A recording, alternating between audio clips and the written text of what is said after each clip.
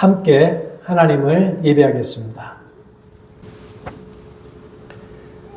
내가 또 보고 들음에 보좌와 생물들과 장로들을 둘러선 많은 천사의 음성이 있으니 그 수가 만만이요 천천이라. 큰 음성으로 이르되 죽임을 당하신 어린 양은 능력과 부와 지혜와 힘과 존귀와 영광과 찬송을 받으시기에 합당하도다 하더라. 거룩하신 하나님, 오늘 이날도 주님께 예배를 올립니다. 주님께서 당하신 고난이 더욱 선명하게 다가오는 아침입니다.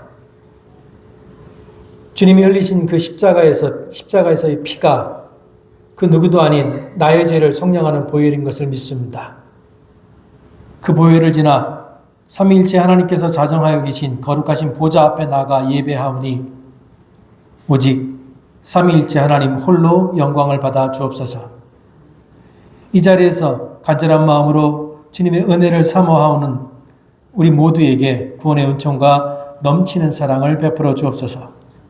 예수 그리스도의 이름으로 기원하옵나이다. 아멘.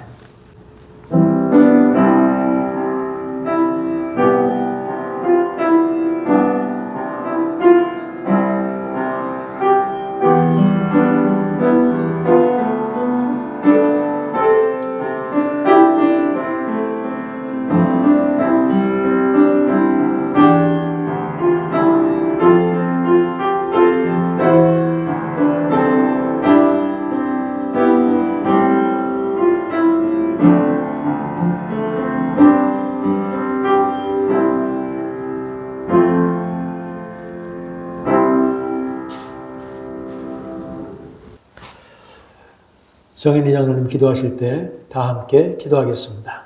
사랑의 하나님 감사합니다. 날마다 주님의 이름을 부를 수 있음에 감사드립니다. 한치 앞도 볼 수 없는 어리석은 자이면서도 교만과 자만, 위선으로 가득 차 있었던 날들을 회개합니다. 말과 머리로만 선을 행하려고 하지 말고 행동으로 선을 베풀 수 있는 삶이 되기를 주님 앞에 기도합니다. 사순절 기간을 지나고 있습니다. 예수님의 고통과 희생으로 인해 우리가 나음을 입게 되었음에 감사드립니다. 저희가 40일의 기간 동안 십자가의 사건을 기억하며 우리가 지은 죄를 고백하고 회개하며 우리를 위한 그 사랑을 묵상하는 귀한 시간이 되게 하시고 예수님의 부활을 기뻐하며 영원한 삶을 얻은 것에 대한 감사를 올려드리는 귀한 시간이 되기를 소망합니다. 어지러운 세상의 소식들을 접하며 우리가 살아가고 있는 우리의 다음 세대가 살아가야 하는 세상을 향해 근심과 걱정이 앞서는 것이 사실이지만 하나님의 자녀이기에 실망하지 않고 기도의 자리에서 꿋꿋하게 서 있게 되기를 기도합니다. 나의 작은 기도가, 우리의 중보 기도가 하나님의 나라에 울려 퍼져 세상에 하나님의 선하신 뜻이 이루어지기를 소망합니다. 링컨 한인교회를 사랑하시는 주님,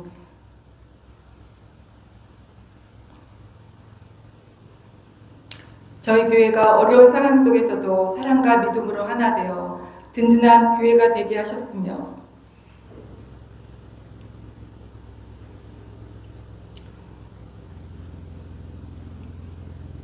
모두가 하나님의 축복 속에 교회되게 세워가게 하셔서 감사합니다.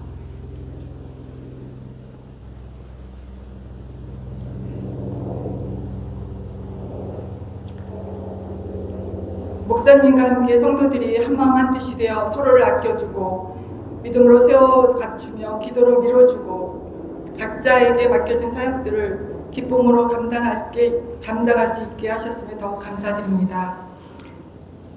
교육부를 통해 아동부, 청소년부, 청년부를 통해 영적으로 자랄 수 있도록 가르치고 하나님과 함께 미래를 열어가는 자녀들이 되도록 인도하시며 관리부를 통해 교회의 구석구석이 깨끗하고 안전하게 관리되게 하시고 여전도부를 통해 따뜻하고 사랑이 넘치는 식사로 성도들을 섬길 수 있게 하시며 선교로 복음이 전파되게 하시고 중보기도를 통해 기도의 자리를 섬기게 하시고 예배부를 통해 저희들이 하나님의 신령과 진정으로 예배를 드릴 수 있도록 하시니 감사드립니다. 각자의 사역에서 꿋꿋이 사역을 감당하는 모든 종속들을 사랑하시고 축복하시길 기도드리며 저희 교회에 부흥의 불길이 허락하시어 이 성전이 가득하게 하시고 전도의 불꽃이 활짝 피어나는 교회가 되게 하여 주시옵소서.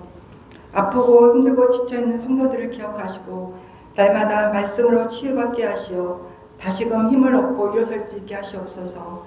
또한 교회의 든든한 뿌리가 되어주시는 어르신들 기억하시고 늘 건강하게 하시며 하나님의 귀한 자녀들로 축복하여 주시옵소서.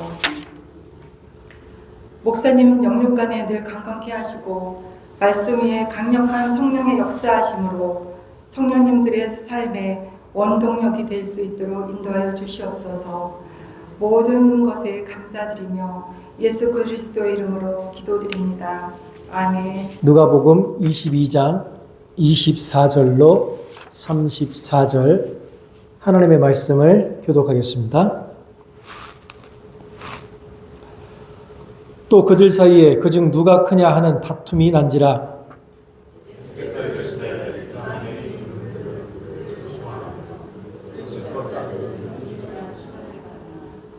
너희는 그렇지 않을지니 너희 중에 큰 자는 젊은 자와 같고 다스리는 자는 섬기는 자와 같을지니라.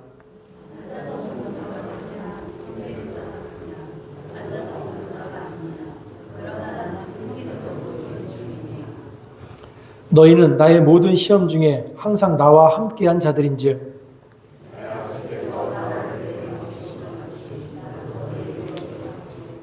너희로 내 나라에 있어 내 상에서 먹고 마시며 또는 보좌에 앉아 이스라엘 12지파를 다스리게 하려 하노라.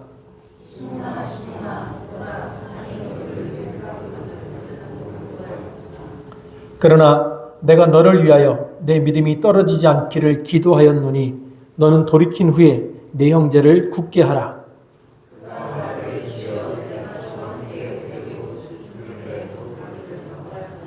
이르시되 베드로야 내가 내게 말하노니 오늘 닭 울기 전에 내가 3번 나를 모른다고 부인하리라 하시니라.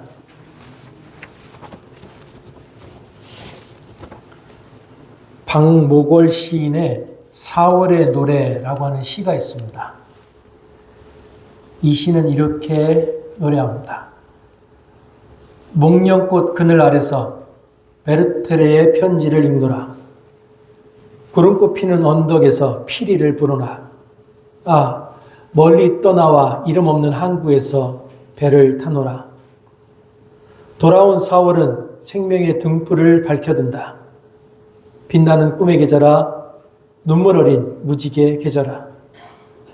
목련꽃 그늘 아래서 긴 사연의 편지를 쓰노라. 클로버 피는 언덕에서 휘파람 부노라. 아, 멀리 떠나와 깊은 산골 나무 아래서 별을 보노라. 돌아온 4월은 생명의 등불을 밝혀든다. 빛나는 꿈의 계절아. 다윗이 왕으로 있을 때 이스라엘은 마치 태양이 하늘 한가운데 빛나는 정오와 같았습니다. 그 영광이 온 땅을 비췄고 그 이름 아래서 모든 지파가 하나 되어서 굳건한 성벽처럼 서 있었습니다. 그런데 태양이 조금씩 기울어가는 것처럼 다윗이 세상을 떠난 후 이스라엘도 점점 쇠락해 가기 시작했습니다. 결국 솔로몬이 죽은 후에 이스라엘은 2조각으로 쫓겨졌고 결국 한 조각은 모래처럼 흩어져 버렸습니다. 그리고 남은 한 조각도 이방의 사슬에 묶여서 바벨론 땅으로 끌려갔습니다. 이스라엘 사람들은 강가에 서서 눈물을 흘리며 시온을 노래했습니다. 황금빛 성전이 있던 자리, 그 빛나던 예루살렘 성전은 폐허가 되었고 하나님의 언약이 넘실거리던 들판은 정복자의 밥이 되었습니다. 그러나 그럼에도 불구하고 이스라엘 사람들의 마음속에는 꺼지지 않는 불이 있었습니다.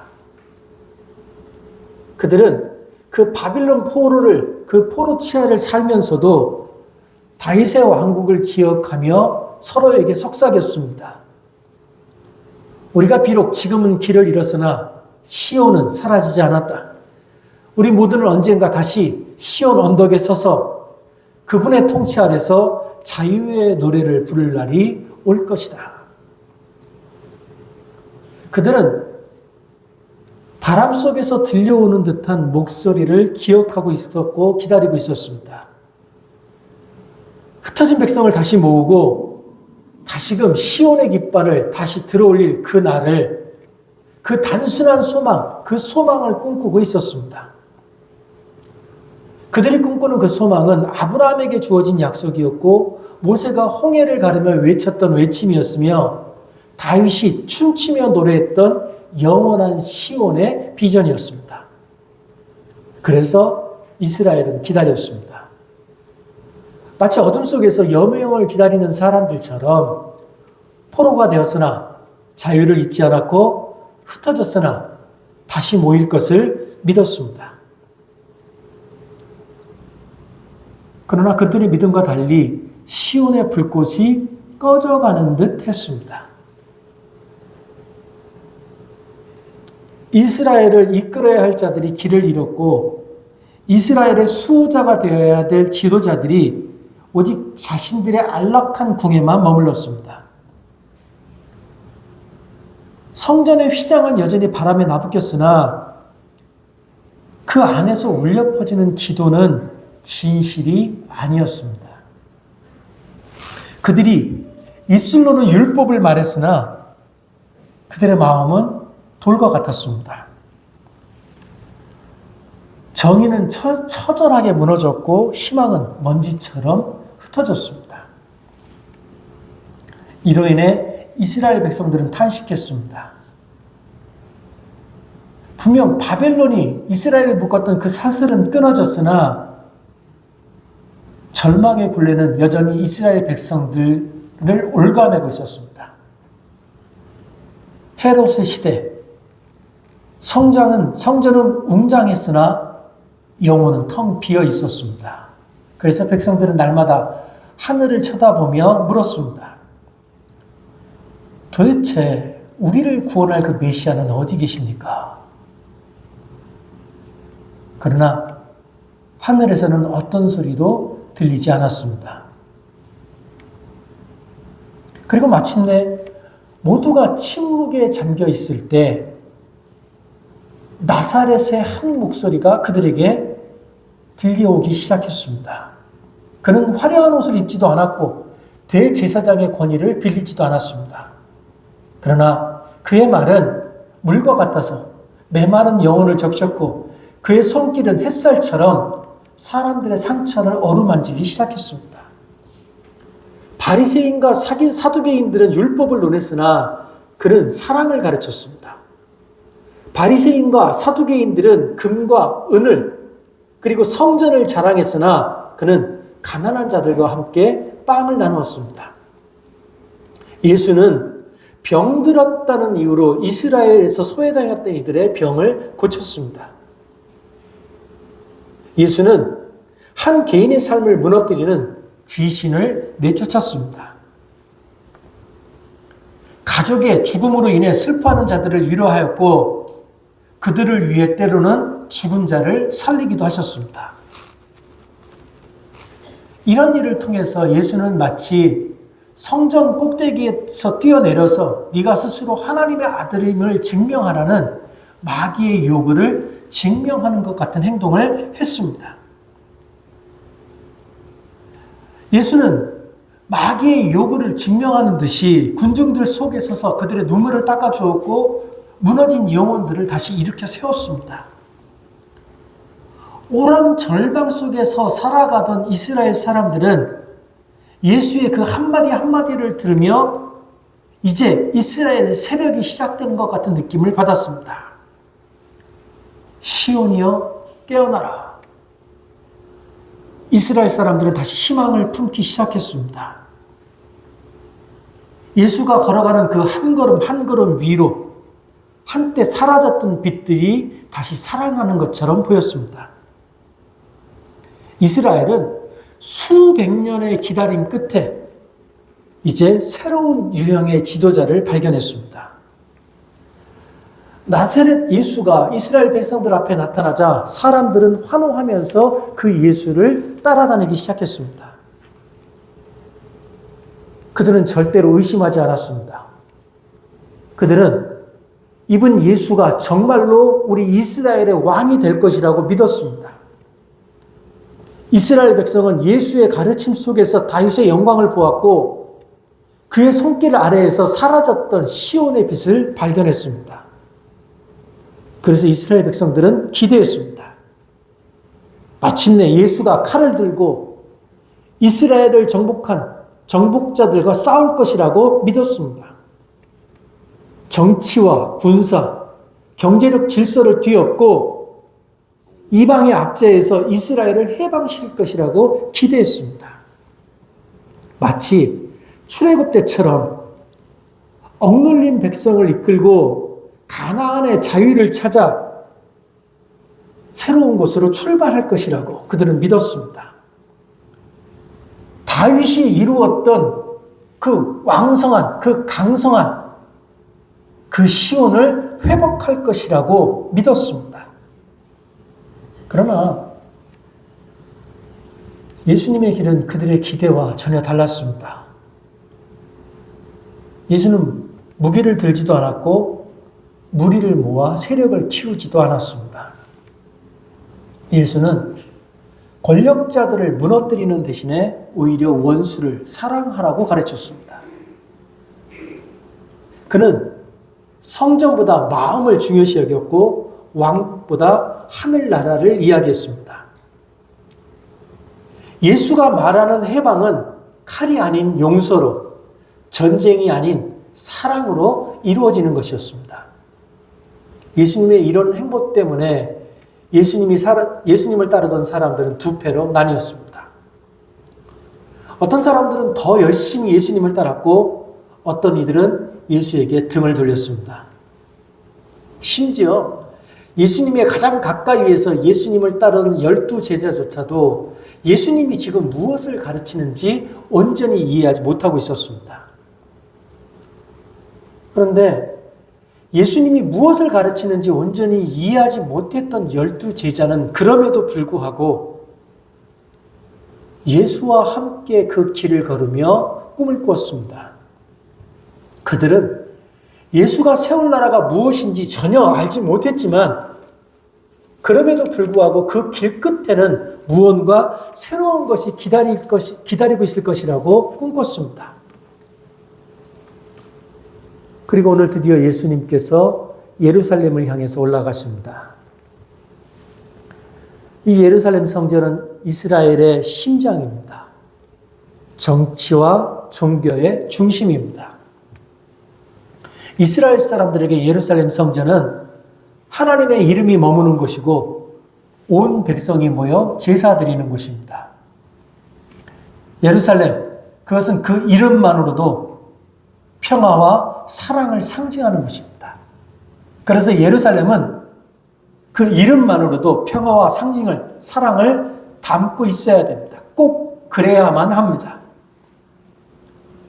왜냐하면 예루살렘은 그 성전에 온 모든 사람들이 모든 짐을 내려놓을 수 있는 유일한 장소이기 때문입니다. 왜냐하면 예루살렘은 마음이 무너진 자들이 위로받고 병든 자들이 치유함을 받고 절망에 빠진 자들이 희망을 발견하는 곳이기 때문입니다. 왜냐하면 예루살렘은 세상의 무게에 짓눌려 길을 잃은 사람들이 오직 그곳에서 다시 자유를 발견할 수 있는 곳이기 때문입니다. 그래서 성전은 단순한 건물이 아닙니다. 성전은 하나님이 함께 하시는 거룩한 공간이자 억눌린 자들이 참된 안식을 찾는 유일한 자리입니다. 그러나 당시 사람들이 찾던 예루살렘은 그런 장소가 아니었습니다. 당시 사람들이 생각하던 성전은 화려해야 했고 웅장해야 했고 권위가 있어야 했습니다. 돌 하나하나를 정교하게 가다듬고 황금이 빛나는 그곳이야말로 그들의 신앙을 증명한다고 믿었습니다. 그런데 정작 그렇게 찬란한 외형 속에서 하나님은 보이지 않았습니다. 평화와 사랑이 흘러 넘쳐야 될 성전이 정치가와 책략가들의 소굴이 되었습니다. 신앙이 살아있어야 할 그 자리에서 도살된 짐승의 피가 흘렀고 경건을 가장한 욕망이 넘실거렸습니다.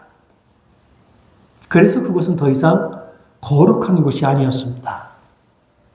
그래서 그곳은 강도의 소굴이었고 신이 갇혀버린 무덤이었습니다. 사람들은 그 성전에 모여서 하나님의 이름을 부르면서도 정작 하나님을 모독하고 있었습니다.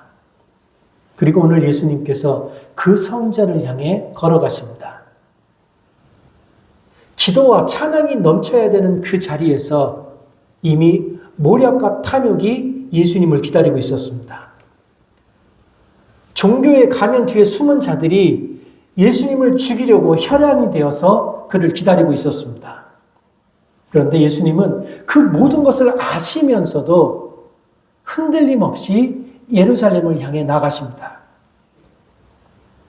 어쩌면 이 길 끝에서 성전의 운명이 결정될지도 모릅니다. 그래서 우리 물어봐야 됩니다. 오늘 우리 교회는 예수님 시대의 성전과 다릅니까? 오늘 우리 교회는 정말 살아계신 하나님과 함께하고 있습니까? 우리는 하나님을 믿는다고 말하면서 사람을 살리는 말을 하고 있습니까? 아니면 사람에게 상처를 입히고 죽이는 저주의 말을 내뱉고 있습니까? 오늘날 교회는 점점 세상에서 잊혀져 가고 있습니다. 아니, 어쩌면 세상이 우리를 잊어야 한다고 요구하고 있는지도 모르겠습니다. 세상은 우리에게 계속해서 더 이상 너희들의 신앙을 드러내지 말라고 말합니다. 그들은 더 이상 기독교를 신뢰하지 않고 오히려 불신과 거부의 눈길을 보냅니다. 세상이 생각하는 기독교인은 편협하고 열광적이고 비이성적인 사람들입니다. 정말 참담한 현실입니다. 그런데 그런 교회의 현실보다 더 참담한 것이 있습니다. 오늘 예수님은 제자들과 마지막 식사의 자리에 앉아 계십니다. 예수님은 지난 3년 동안 제자들과 함께 먹고 마시고 자면서 하나님의 나라를 가르쳤습니다. 그리고 그 하나님의 나라를 위해서 자신이 죽어야 한다는 것을 드러내놓고 가르쳤습니다. 그런데 12명의 제자 중에 그 누구도 예수님의 가르침을 온전히 이해한 사람이 없었습니다. 예수님은 하나님의 나라를 위해서 내가 죽어야 한다고 가르치시는데 그 12의 제자는 그 가르침의 이야기를 들으면서도 예수님과 함께 이룰 찬란한 미래만 꿈꾸고 있었습니다. 예수님이 죽음을 향해 한 걸음 한 걸음 나아가고 있을 때 제자들은 누가 더 높은 자리를 차지할 것인가를 두고 다투고 있었습니다.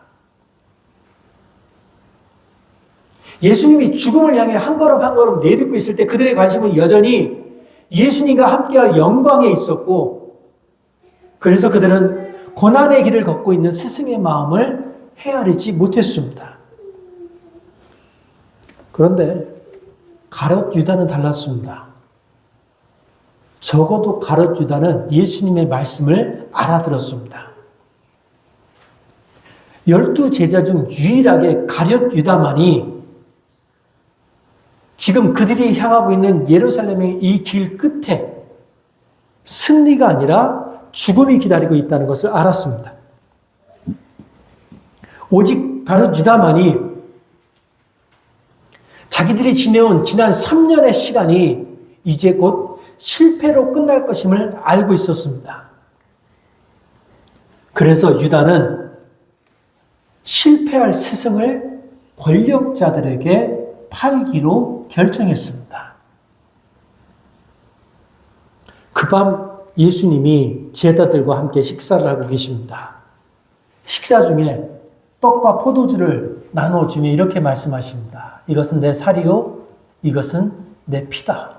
그러니 받아 먹으라. 그러나 이미 승리에 도취되어 있던 제자들의 귀에 예수님의 그 말씀은 들리지 않았습니다. 예수님은 자신의 살과 피를 내어주며 제자들과 함께 하고 싶어 하셨지만 오히려 예수님은 제자들로부터 철저하게 고립되어 있었습니다.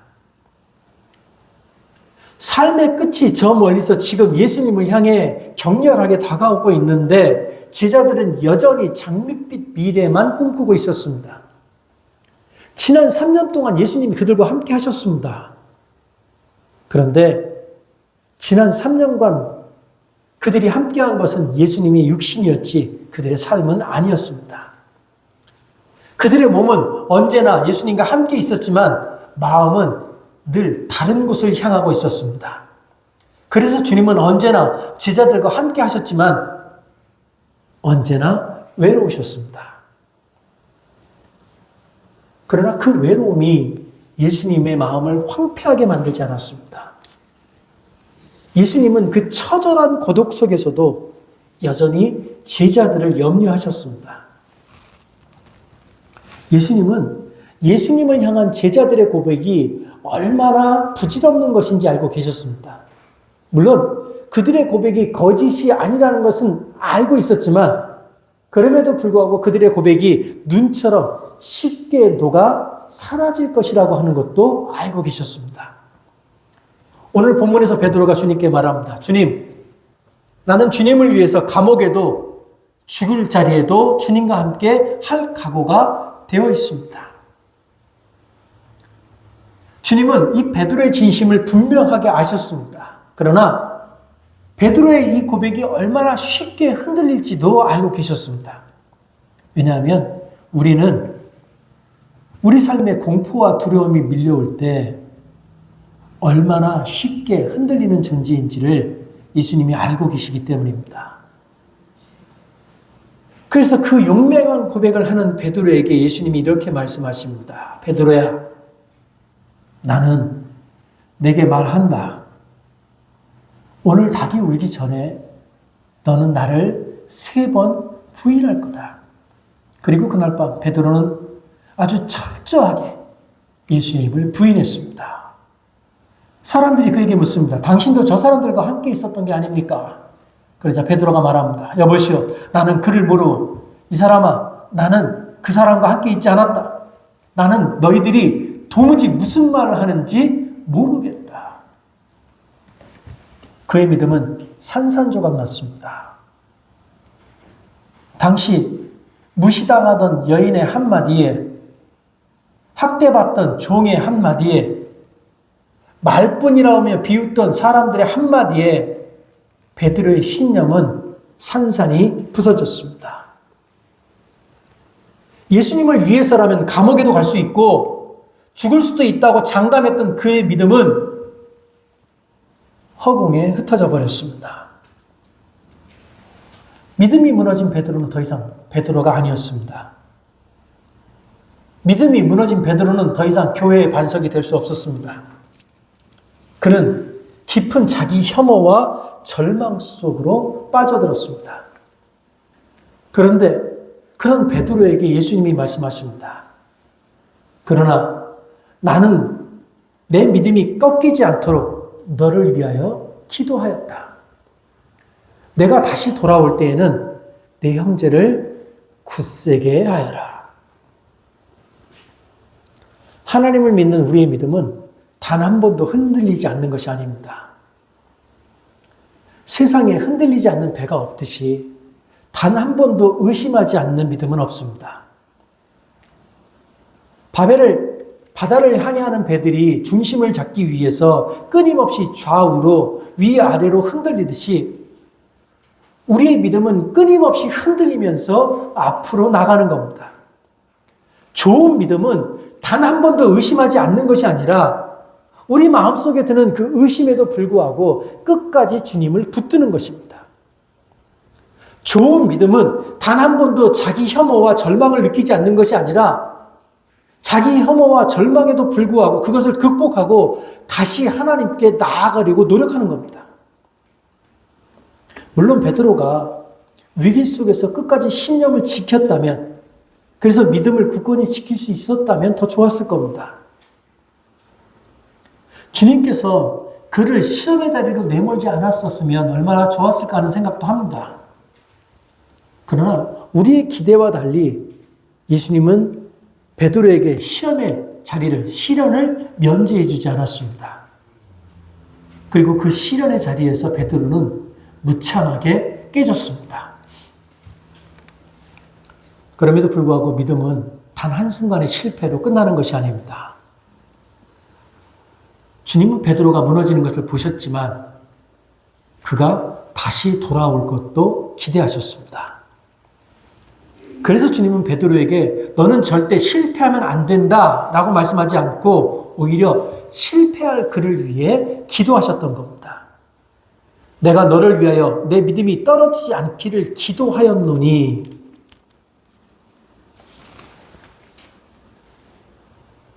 자신이 주님을 부인할 것이라고 상상조차 하지 않았던 베드로는 주님의 이 말씀을 도무지 이해할 수 없었습니다. 그러나 실패를 경험한 베드로의 영혼이 어두운 밤에 사로잡혀 있을 그때에 예수님이 해주셨던 이 말씀, 내가 너를 위하여 기도하였노니, 이 말씀이 베드로가 다시 돌아오는 길을 비춰주는 등불이 되었습니다. 그런데 주님이 우리 베드로를 위해서 하셨던 말씀 중에 제게 가장 큰 힘이 되는 말씀은 이겁니다. 돌이킨 후에. 돌이킨 후에라는 이 말씀. 예수님은 베드로가 배신할 것을 아셨던 것처럼 그가 다시 돌아올 것도 아셨다는 겁니다. 어쩌면 배신한 후에 자기 수치심 때문에, 절망감 때문에 차마 돌아오지 못하는 베드로에게 돌아올 수 있도록 미리 길을 알려주신 것일 수도 있습니다. 우리 모두는 믿음에서 넘어질 수 있습니다. 때로는 우리가 걸어야 될 길이 보이지 않고 때로는 두려움이 우리를 집어삼킬 때도 있습니다. 우리 중 누구도 도덕적으로 흠없이 살지 못합니다. 우리 중 누구도 한결같은 담대함으로 신앙을 지켜내지는 못합니다.